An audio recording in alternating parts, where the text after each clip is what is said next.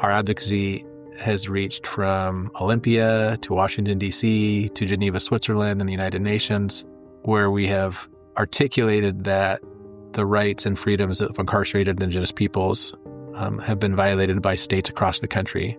Those violations disavow the United States Constitution, they disavow state constitutions, they disavow federal and state law, and they disavow international human rights law. And so our advocacy in all forms has really been to just make sure that our people, once incarcerated, have the opportunity to worship in order to rehabilitate, heal, and hopefully come home and succeed when they get home. This is Hourglass, the podcast for United Way of King County in Seattle. Coming up, a conversation with Gabriel Galanda of Huy, a Seattle-based Indigenous organization that provides economic, rehabilitative, educational, and religious support for Indigenous inmates in Washington State and beyond. United Way of King County proudly supports Huy, which ensures that Indigenous people behind bars maintain the rights afforded to all people in our country and receive the cultural support and family connections while serving time. We'll also discuss our work to help provide food access to local residents amid the fallout from the federal government shutdown and our upcoming free tax preparation campaign. I'm your host, Joe Burris. Thanks for tuning in. When you're incarcerated in this country, you lose your freedom, but you don't lose your rights.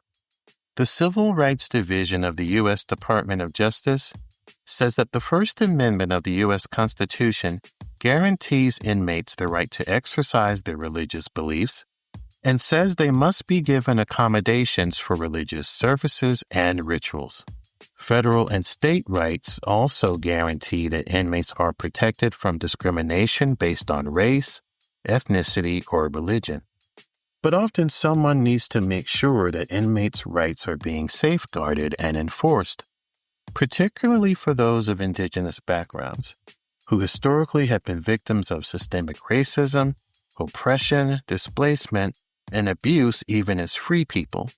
That's where organizations like Seattle-based Huy come in. Spelled H-U-Y but pronounced H-O-Y-T, the organization provides economic, rehabilitative, educational, and religious support for Indigenous prisoners in Washington State and beyond. Huy partners with tribal governments, state corrections agencies, institutions of higher learning, and other nonprofits to ensure that correctional facilities provide holistic and culturally based religious services for Indigenous people. In May, Huy donated nearly $40,000 to 19 Indigenous circles in the Washington State Department of Corrections. Those funds were to be used for Indigenous circles' religious activities and powwow celebrations.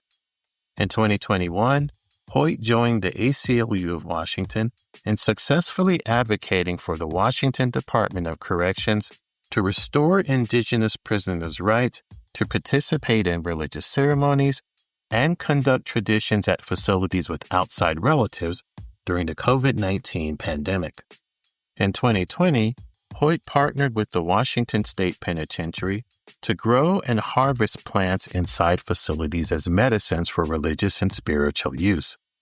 The plants included lavender, sweetgrass, and sage. They are often used for ceremonies in areas such as sweat lodges, dome-shaped huts where many Indigenous people gather for rituals, prayer, and healing.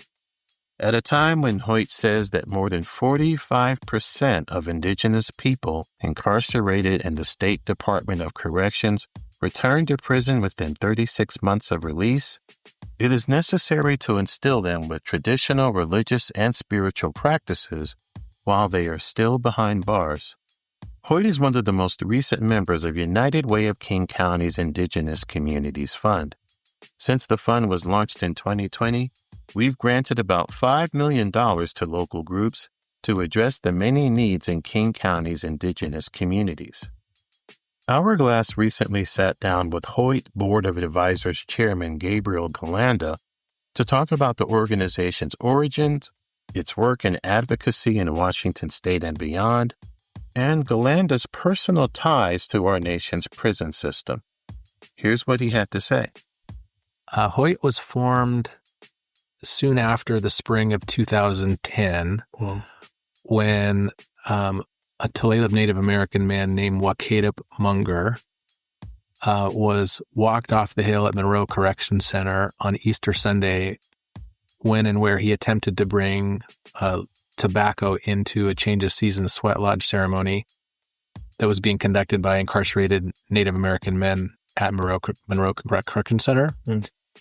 And what we learned soon thereafter when he called me was that the Department of Corrections at that time had literally taken a pen through a list of religious programs and opportunities that Indigenous men and women in the Department of Corrections could pursue in aid of their rehabilitation. And by that I mean traditional, Indigenous, religious, and spiritual opportunities. There were political reasons for sort of downsizing the agency at the time, as we learned, and one of the things that got downsized was Indigenous religion. And that explained, unbeknownst to him, why all of a sudden he could no longer go into this facility in Monroe with tobacco for a ceremony, despite having done that previously. That's really when our efforts began. We organized the local tribes to express concern to then Governor Gregoire about the fact that our incarcerated Indigenous relatives' religious freedoms had been violated by the state of Washington. We were able to restore those opportunities, freedoms, and rights over the course of the next couple of years. And given the groundswell of support we received from tribal communities and Indigenous communities and families, we decided to form this organization, which is now Hoyt, to stand watch and make sure that that does not happen again. So how did you go from the idea, the concept, to what it is now, the organization? Well, again, it was really organic. There was a violation of Indigenous religious freedoms statewide as it related to our incarcerated relatives. There was almost a natural or expected outcry by tribal governments and Indigenous peoples against the state of Washington, which historically has violated Indigenous rights of existence and freedom. And we simply saw an opportunity, given that reaction, and also a need to make sure it doesn't happen again, to basically formalize. So we formalized ourselves in the form of a state-chartered nonprofit organization. We're on file with the Secretary of State. We're on file with the IRS as a 501c3. We have recently filed 501c4 papers with the IRS, which allows us to do both educational outreach and political advocacy. And for the last now nearly 15 years, we've existed to stand watch against that type of violation, not just in Olympia and the state of Washington, but increasingly throughout the country.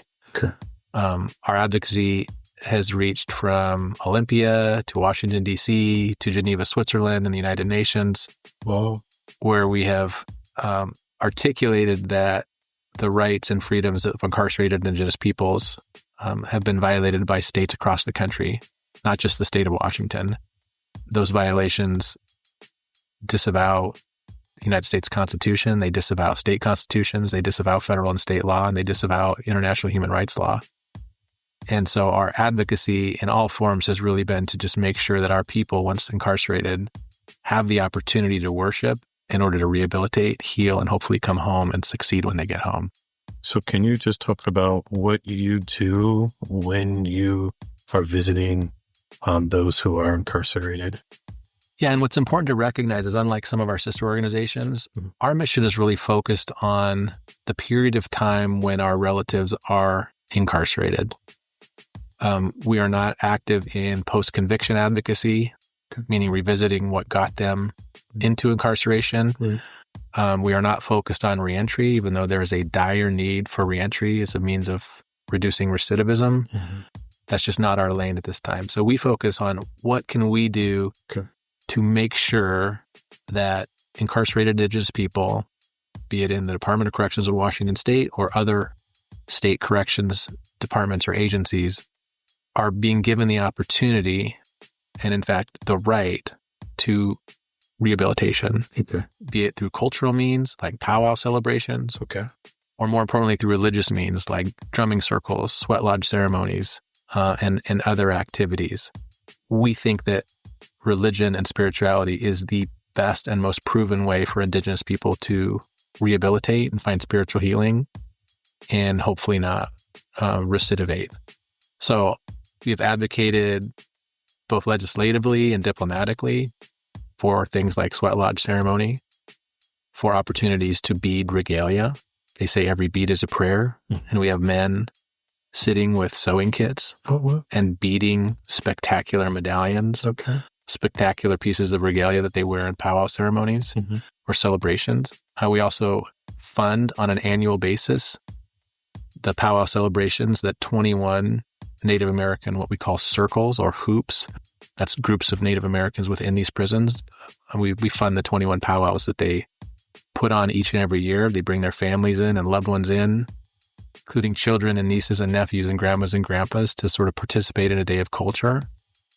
And they will tell you that that is their one day a year where they feel human and they feel free, is where they're unified with their people, wearing their own regalia, singing their own songs, praying their own prayers, and celebrating their own ways.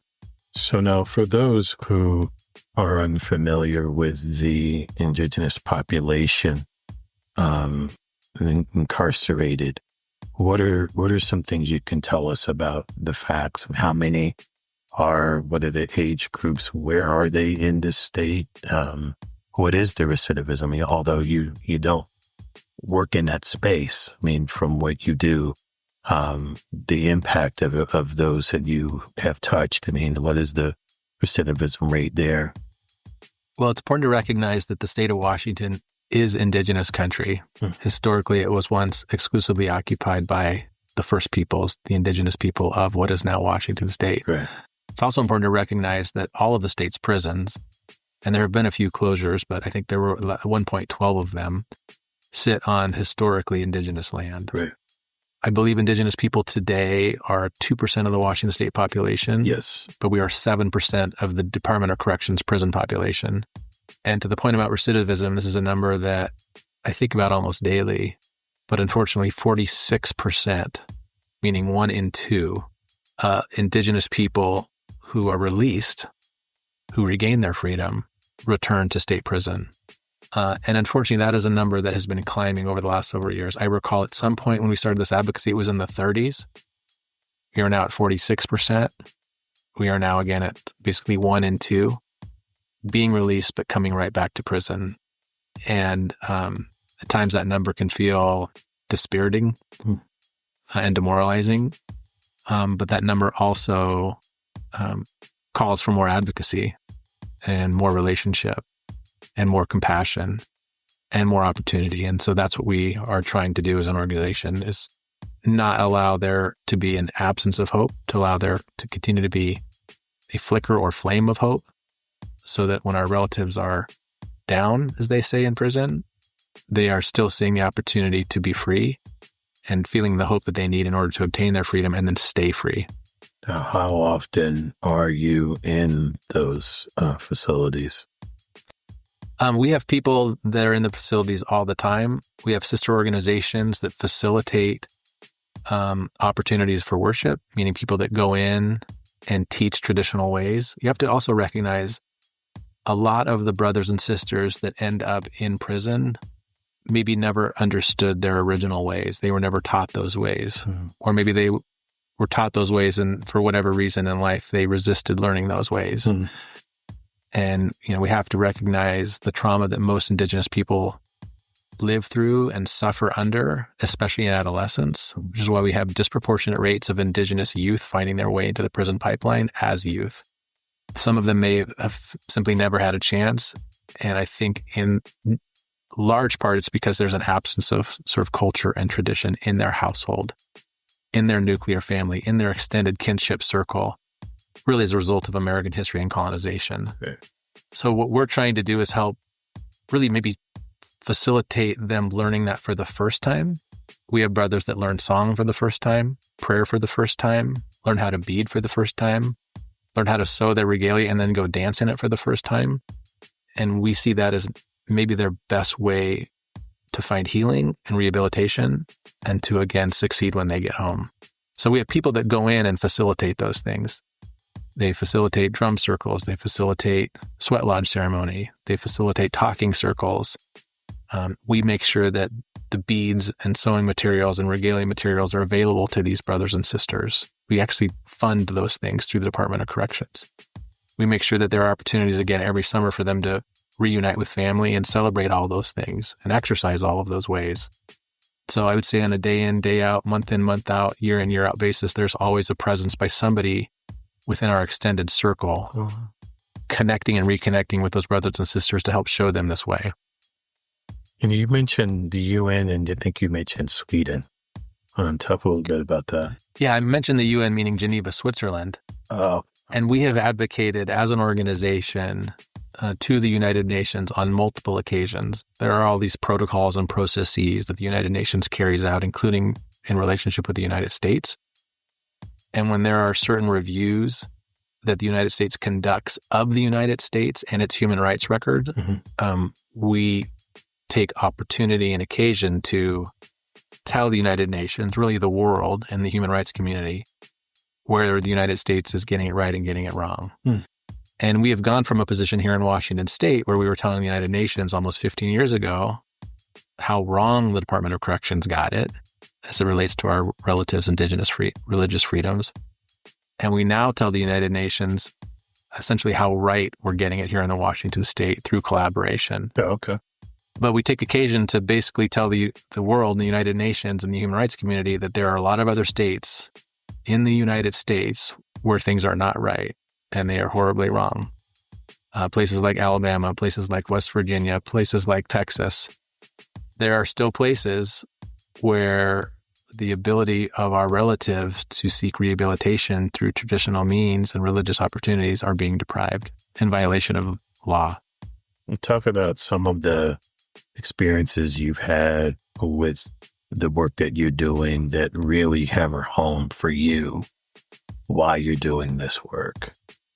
Well, the most exciting, we have several exciting initiatives. Sure. I'll tell you about one. Maybe I'll tell you about two more before we're done. Sure. The most exciting initiative that we've undertaken the last couple of years is to have sacred medicine gardens set aside for Indigenous brothers and sisters within all of the state prisons. All of the state prisons. There's a movement right now in Indigenous America called Land Back, which is basically the restoration or reclamation of Indigenous homelands.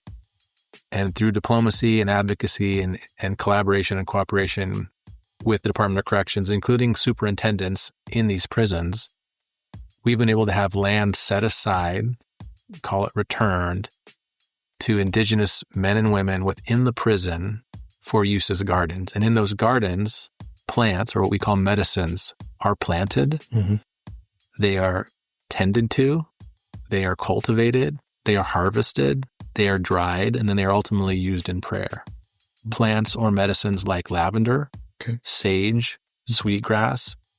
And so we literally have brothers and sisters getting their hands dirty in the earth, planting seeds, growing plants and medicines, harvesting and drying them, and then, curating them for use in ceremony. So some of those medicines will be used in a sweat lodge ceremony. They're offered in prayer, and then the smoke that ultimately is created from those plants or medicines goes up to the Creator along with prayer. So you have this sort of beautiful sort of spectrum of, gardening, hoeing, again, getting your hands dirty, this beautiful handling of very gentle plants and medicines, this beautiful, drying and curating of these medicines, and then ultimately their use in prayer.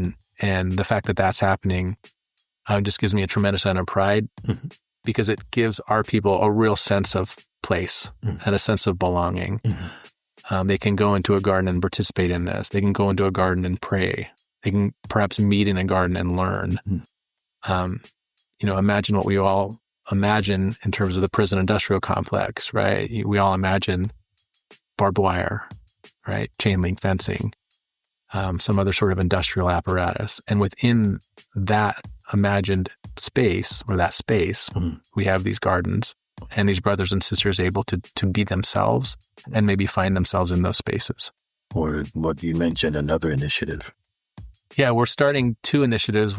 One is called the Touching Greatness Initiative, where we are inviting very prominent Indigenous Americans, storytellers, actors, musicians, comedians, movie makers into the Washington State prison system, where they will basically perform for or tell stories to or create laughs with Indigenous brothers and sisters. Okay. And we hope to do that in the spring, where we have maybe a Hollywood Indigenous actor or comedian, maybe a local Indigenous author, maybe a local Indigenous storyteller, coming in and kind of like you'd imagine, Johnny Cash and, Folsom Blues. Yeah. Creating that kind of environment where you have, basically a role model that our brothers and sisters can see and maybe aspire to be like, again, with a view towards their return home. So we're excited about that one. We've also started production of a 45-minute documentary called Resilience Inside. And we've partnered with the University of Washington Prison History Project. And we're going to tell the story dating back to the 1960s of the Indigenous fight for religious freedom in the Washington State Department of Corrections. Whoa. And in particular in the Washington State Penitentiary, where a lot of civil rights advocacy was happening in the 1960s and the 1970s. Okay. Not just by Indigenous people, but other people of color. And so we actually started production on that movie and filming on that movie last week. Okay. And over the course of the next year, we're going to be visiting people who've been a part of this movement for the last 50 or 60 years. And we're learning as we do the research and as we have the conversation and as we receive the testimonials, who exactly has been involved. Okay. And we're just fascinated by the number of Indigenous people over the course of 60 years who have not forgotten about their incarcerated relatives and who have stood up and spoken on their behalf and have succeeded in getting them the opportunities they now have today. Just a couple more questions. Tell me a little bit about your background and how you got into this work. Yeah, I'm an Indigenous man. I belong to the Round Valley Indian tribes, in particular the Nomalaki and Concow peoples. I was born and raised in Port Angeles, Washington. My people are from Northern California in Mendocino County. And I am the son of both a man who went to Walla Walla, to the Washington State Penitentiary in 1975 when my mom was pregnant with me, and a woman who went to the Washington Correction Center for Women in Purdy when I was in law school in the late 1990s and was released in 2000. So kind of the bookends of my youth, literally from, being in the womb with my mom to when I finished school and became a young professional, involved the Department of Corrections. Now, I was drawn to this work by that brother I mentioned, who in the spring of 2010 was walked off the hill at Monroe. He called me and asked for help. And I helped him, and kind of the rest is history. If were it not for that call, we would not be having this conversation. And perhaps were it not for that call, I would not be discussing all the things that we've now discussed doing over the last 15 years. Okay. So that's how I was called to this work. I see this work actually as a calling, but I can't help to have sort of reflected upon my family's own involvement in the Department of Corrections, which I now work very closely with, both as watchdog and sort of diplomat. And in my day job, I'm an Indigenous rights lawyer helping Indigenous governments and enterprises and people in, any matter of case or controversy.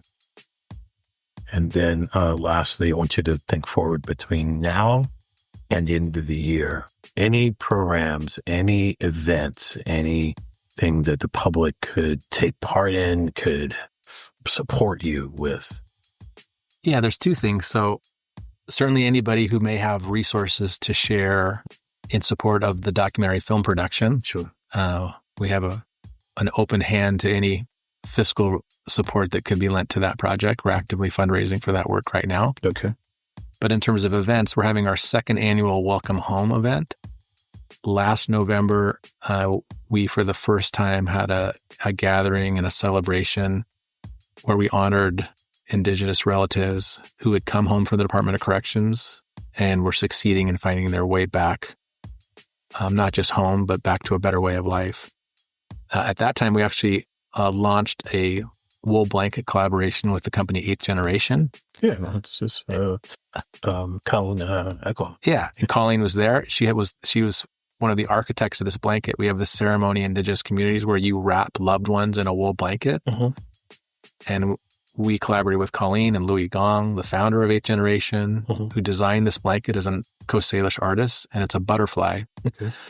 And what we've done with that blanket, the butterfly representing transformation or metamorphosis, is welcome Indigenous relatives home by blanketing them in ceremony or in celebration with butterfly, representing their own metamorphosis, their own transformation. We did that for the first time last November, 2 days after the election, when people had sort of a kind of a funky way about them. And what that night brought everyone there was needed medicine. And so it's been really so well received in the last year. People have said, are you going to do that again? Could you do that again? Will you do that again? Can you please do that again? We decided to do it again. So it'll be the second annual Welcome Home ceremony. We're identifying a handful of Indigenous relatives who are succeeding. We want to embrace them with the butterfly blanket and encourage them on their way towards a better life. And it could end up being sort of an annual event every single November. Is it open to the public? It's sort of by invitation only, but certainly if anyone was interested, they could contact me and we would invite them. But it'll happen in South Seattle on Thursday, November 6th in the evening. Gabriel, thank you so much for your time and letting us know about Hoyt on Hourglass. Really appreciate it. Thank you, Joe. For more information about Hoyt, log on to hoytcares.org. That's HUYCARES.org.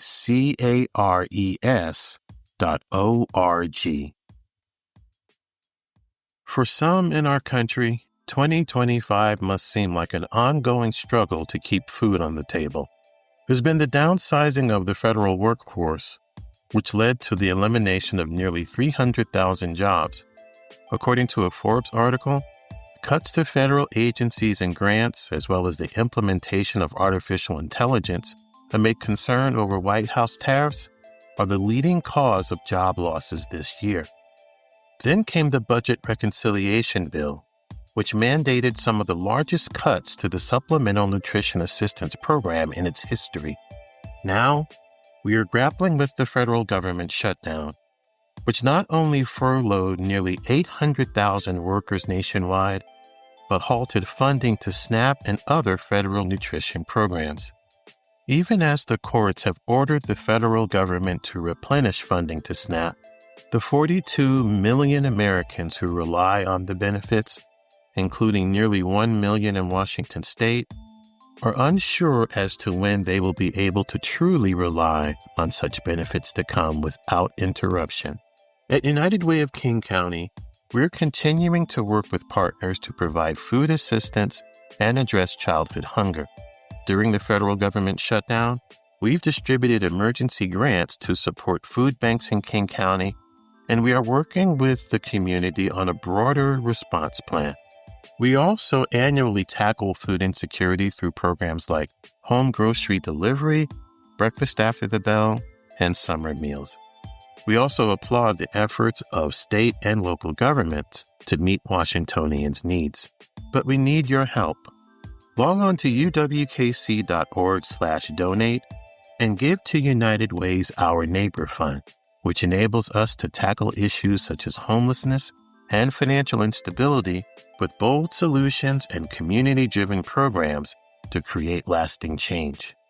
We also encourage you to reach out to your representatives in Congress and the U.S. Senate and urge them to continue funding federal nutrition programs and end the government shutdown.